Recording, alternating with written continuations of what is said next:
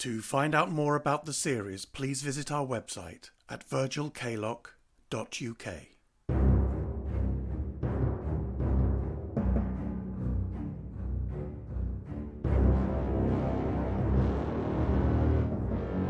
The Strange Tales of Virgil Kaylock. Of Ice and Darkness.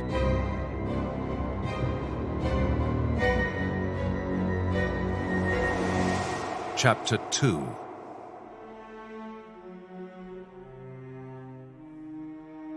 My first perception of the Axel Valborg was the smell. A stench that brought my kerchief to my nose even before I saw the ship. The wharf was almost empty. The palpable foulness spread like an invisible fog around the dockside. The few brave souls who were loading the ship were clearly immune to the stink. I stood with my trunk beneath the huge vessel, unsure how to proceed. The Valborg was the fastest way to get to the Arctic Circle. The summer months were coming to an end, and there was no time to wait for more fragrant transport. The ice would soon be building up again, and the way might be impassable if we left it any longer. The times had changed so much since my last sea voyage aboard the Albion. The Axel Valborg was a whaling ship, a vast steam-powered floating factory with funnels and cranes. Its engines thumped behind the huge metal hull, which dripped with black grease. The romance of the sailing ship was over. It's the whale oil. It costs more than gold, but it stinks, yes? A large man was thrusting a packet of cigarettes towards me. He had red hair, a red face, and overalls over a thick woolen jersey. Smoke? No, thanks. It keeps the smell away. No, really, thank you. I believe I have a berth on this ship. I'm going to Greenland. It's all arranged. I'm traveling with Dr. Lennox. You are Mr. Virgil Kaylock? That's right. Jorgen Olsen. He extended a large, weather-beaten hand and crushed my fingers in a tight grip.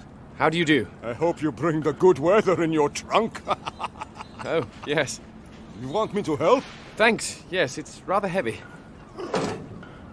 To my astonishment, Jorgen Olsen lifted my entire trunk in his large hands, threw it onto his back, and set off towards the ship. I made to follow him, but was stopped by a voice behind me. I wouldn't rush to get aboard. It's foul. The smell only gets worse. Agatha Lennox was at my shoulder. Again, she was dressed in the modern style, in a matching tweed jacket and skirt. Trim and neat and almost prim, but for her chestnut and copper curls, which fell loosely onto her shoulders. I went to the cabin, but felt so nauseous I had to leave again. Oh. Don't worry. Jorgen will take care of your kit. He's a good man to have on your side. He's on the expedition. Yes, thank God. And you're here to see your father off? Not at all. I'm here to take him to Greenland. You're taking the voyage? Yes. To Greenland? Yes. I don't understand. What? Don't you understand? You're on the expedition. I just said I was. But what? But it's dangerous. Oh, is it?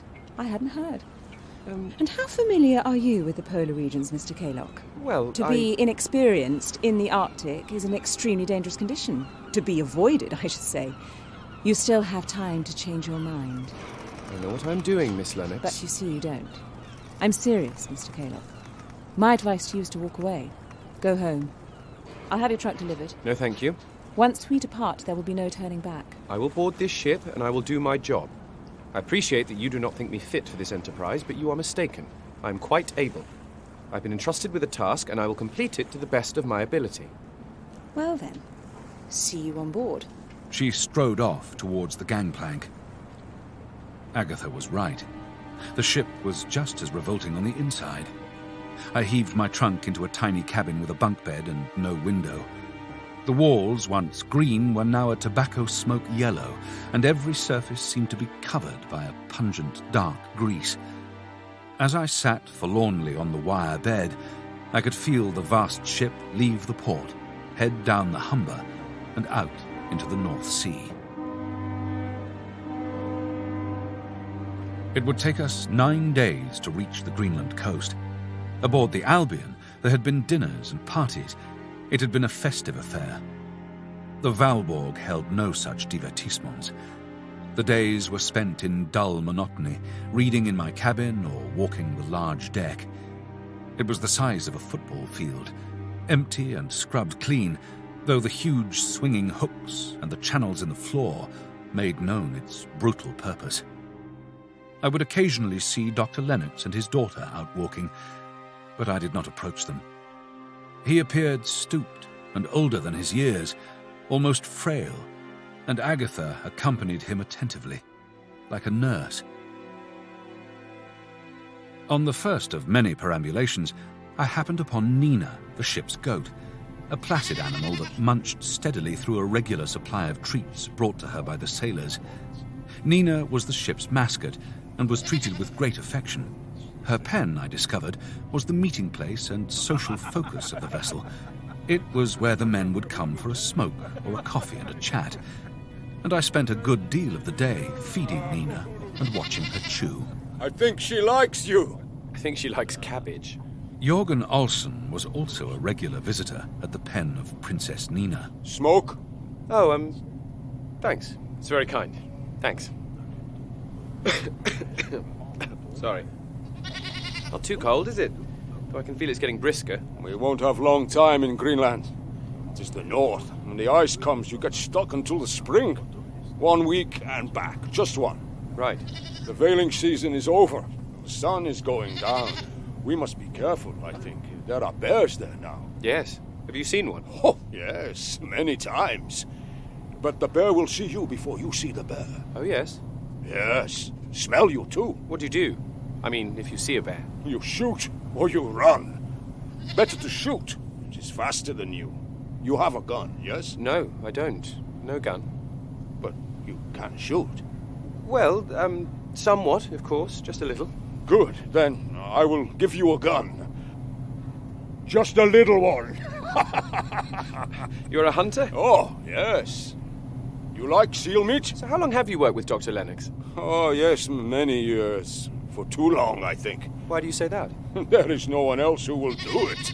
I am the stupid one. Surely not. Oh, yes, very stupid. But without me, he has no one. Someone has to carry the bags. But seriously? Well, I tell him to stop many times, but he will never stop, I think. Why? Olsen gave a big shrug and looked out to sea. And his daughter? This is a bad idea, no. But she wants to look after him, so... This is her first time. It is a big mistake, I think. She gave me the impression that she'd been hundreds of times. The Arctic is not a place for the ladies. No, I should think not. Not for the men, also. Look at this foot. There are no toes there. Really? All gone. My God. How did it happen? Too long on the ice. It is when they stop hurting, you know there is trouble. The doctor's hand. Yes, that is the frostbite. His fingers go black, but he keeps on. He will not stop searching. He will never stop. Searching for what? I received no reply, just a good-natured smile and the offer of another cigarette. This island, Nananapog.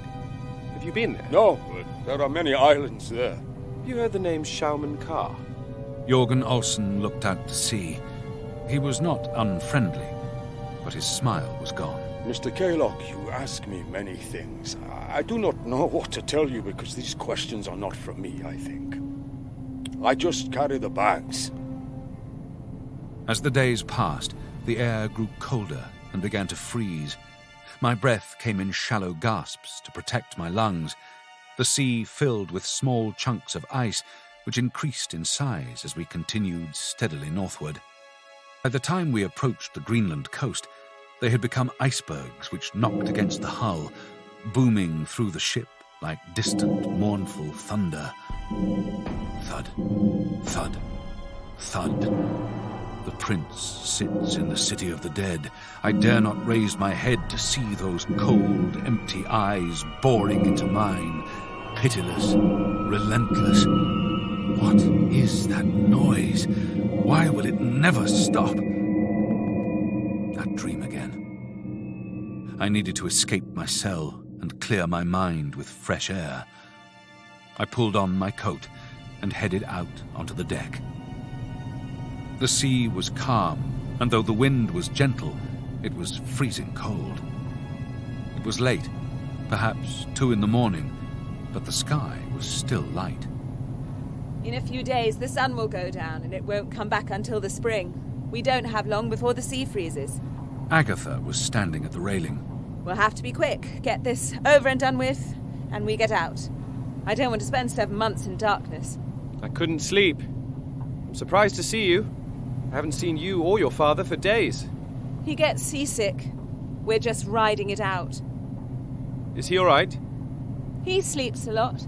It's what he does best. He's quite well, I hope. Can you think of something better to do on this floating abattoir? No, fair point. Don't worry, he's strong enough for what needs to be done. I have the impression that the Doctor and I have different expectations for this enterprise. He told you not to come, as did I. Jorgen tells me that you are as inexperienced as I am. Jorgen is loyal to my father. He has kept him safe for many years, and I'm grateful for him. Is it true? My father has been preparing me for this moment since I was born. My childhood was spent in snow and ice. I was educated in the freezing mountains of Switzerland, not a refined finishing school. Switzerland? The Alps, the Jura. You're Swiss. Lennox is a Scottish name, isn't it? And what sort of name is Kaylock? What do you hope to find there, on the island? I hope we find nothing at all. And what about your father? Do you know what Nananapok means? No. It's an Inuit name. It means land of endless pain. The Tunamit people stay clear of it. They say it's haunted. By what? The thing that killed the trappers? He wants to talk to you. He'll see you in his cabin in the morning, 10 o'clock.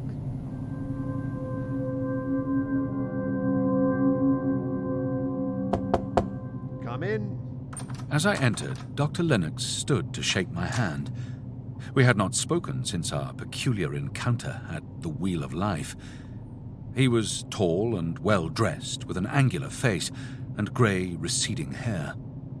His skin was a better colour than at our last meeting, but he did not look healthy. Mr. Kaylock. He shook my hand warmly and, smiling, welcomed me in. Thank you.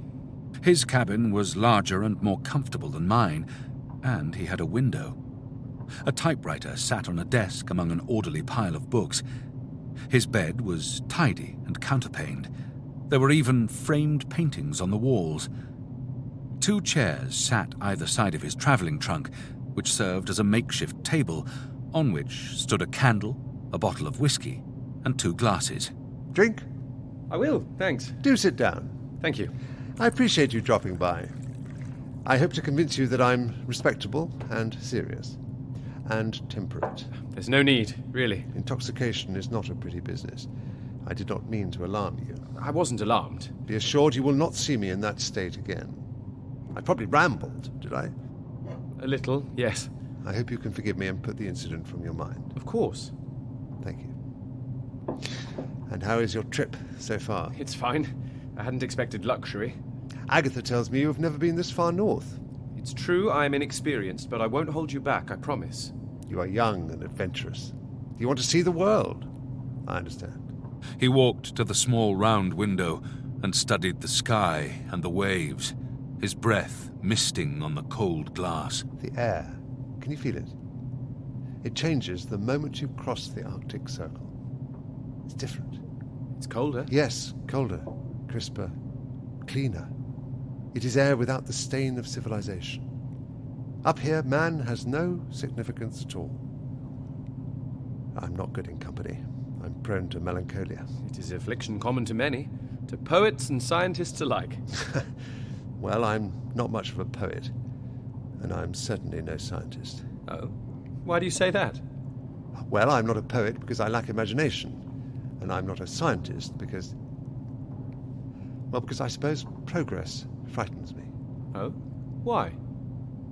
I think that what we see as progress is often quite the reverse. Science is the last refuge of the stupid. You're not serious. Surely. You suppose that science improves us? You are mistaken.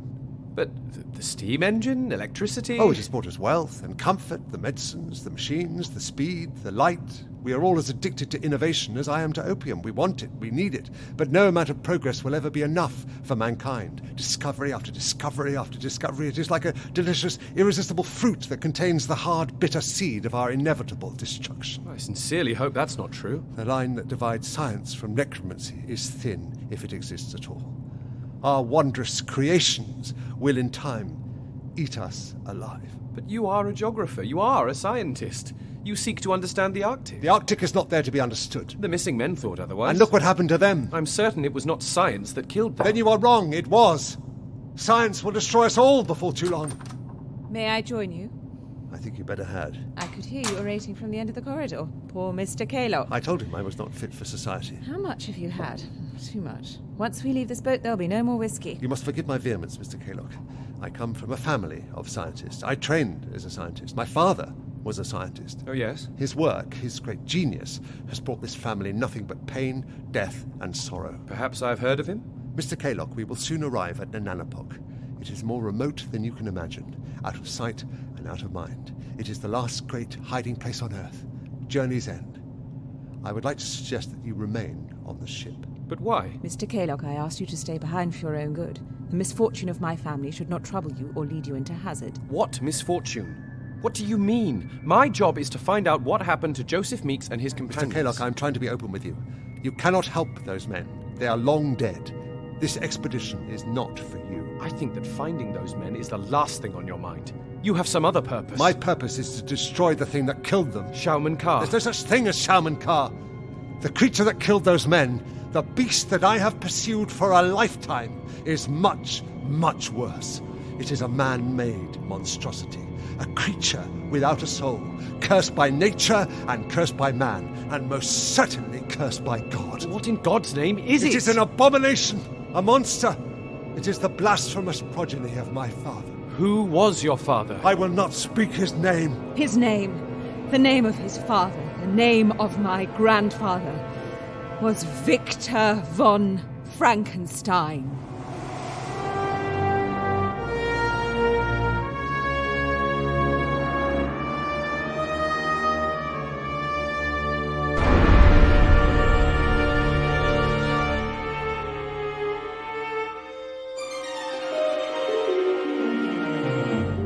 Inn of Ice and Darkness, Chapter 2. Virgil Kaylock was played by Nicholas Bolton.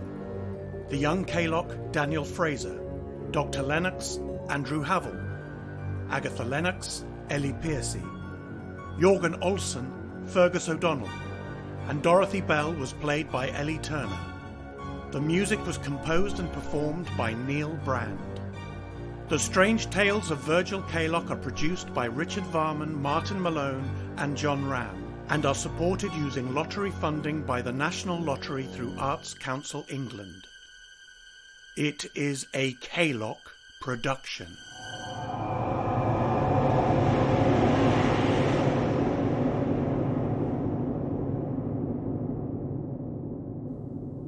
To find out more about the series, please visit our website at virgilkaylock.uk.